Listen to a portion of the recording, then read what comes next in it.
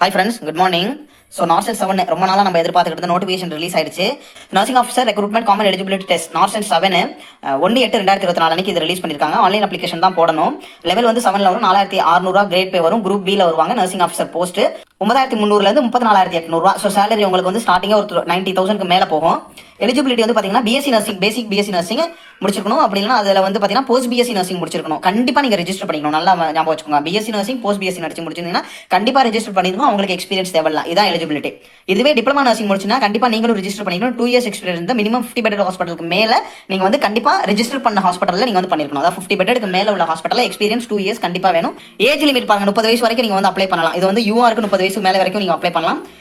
Date வந்து பார்த்தீங்கன்னா எப்போ அப்ளிகேஷன் உங்களுக்கு க்ளோஸ் ஆகுதோ அப்போ வந்து உங்களுக்கு அந்த டேட் வந்து ஃபினிஷ் ஆகும். 30 வயசு எஸ்சி எஸ்டி இருந்தால் 35 வயசு வரைக்கும் அப்ளை பண்ணலாம். ஓபிசி இருந்தீங்க அப்படின்னா 33 வயசு வரைக்கும் அப்ளை பண்ணலாம். ஸோ அப்ளிகேஷன் ஃபீஸ் வந்து பார்த்தீங்கன்னா உங்களுக்கு ஜென்ரலாக ஓபிசி கேண்டிடேட்டுக்கு 3000, எஸ்சி எஸ்டியா எக்கனாமிக் வீக்கர் செக்ஷனாக இருந்தால் 2400 இதில் வந்து பண்ணும். பர்சன் வித் டிசபிலிட்டியாக இருந்தீங்க அப்படின்னா உங்களுக்கு ஃபீஸ் வந்து கிடையாது.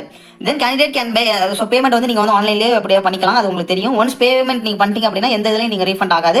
Application without prescription would be not be considered as summarily rejected. So application without fee payment வந்து கரெக்டாக பண்ணல அப்படின்னாலும் உங்களுக்கு ரிஜெக்ட் ஆகிடும். அப்ளிகேஷன் ஃபீஸ் ஃபார் எஸ்சி எஸ்டிக்கு வந்து நீங்கள் எக்ஸாம்க்கு அப்பியர் ஆனீங்க அப்படின்னா உங்களுக்கு வந்து எக்ஸாம் ஃபீஸ் வந்து எஸ்சி எஸ்டியாக இருந்தீங்கன்னா உங்களுக்கு வந்து ரிட்டர்ன் பண்ணிடுவாங்க. ஸோ ஆன்லைன் எக்ஸாமினேஷன் உங்களுக்கு எப்படி இருக்கும்னா ஸ்டேஜ் 1 வந்து செப்டம்பர் 15ஆம் தேதி இருக்கும்.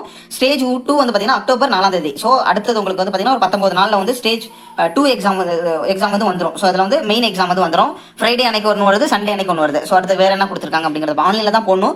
21/8/2024 5 மணிக்குள்ள நீங்கள் அப்ளை பண்ணி முடிச்சிடணும். கம்ப்ளீட்டாக அப்ளை பண்ணி முடிச்சிடணும். ஸோ நீங்கள் அப்ளை பண்ணும்போது எந்த தப்பு இல்லாமல் அப்ளை பண்ணுங்க. அப்ளை பண்ணதுக்கப்புறம் கரெக்ஷன் பண்ணுறதுக்கு உங்களுக்கு விண்டோ ஓப்பன் ஆகும். ஸோ அப்போயே நீங்கள் கரெக்ட் பண்ணிக்கலாம். இருந்தாலும் நீங்கள் எந்த மிஸ்டேக் இல்லாமல் பண்ணுறது தான் புத்திசாலித்தனம். எப்போதுமே எந்த மிஸ்டேக் இல்லாமல் பண்ணுறதுக்கு ட்ரை பண்ணுங்க.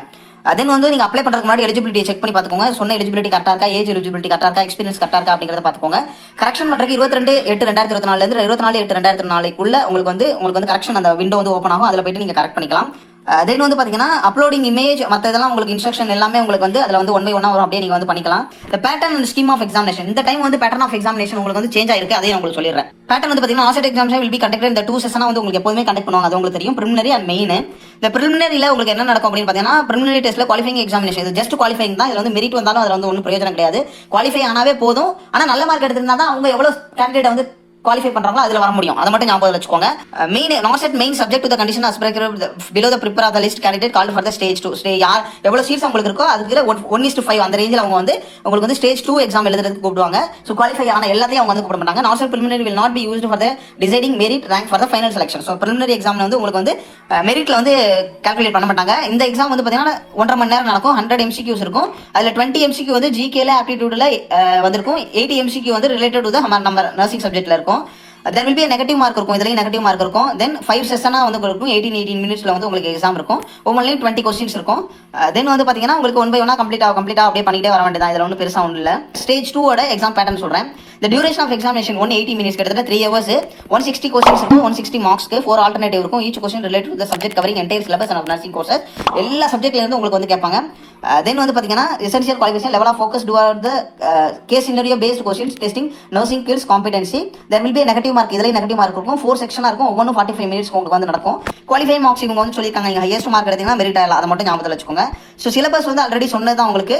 ஸோ சிலபஸ் எல்லாத்துக்கும் தெரியும். Preparation of the merit list இதுவும் உங்களுக்கு தெரியும்.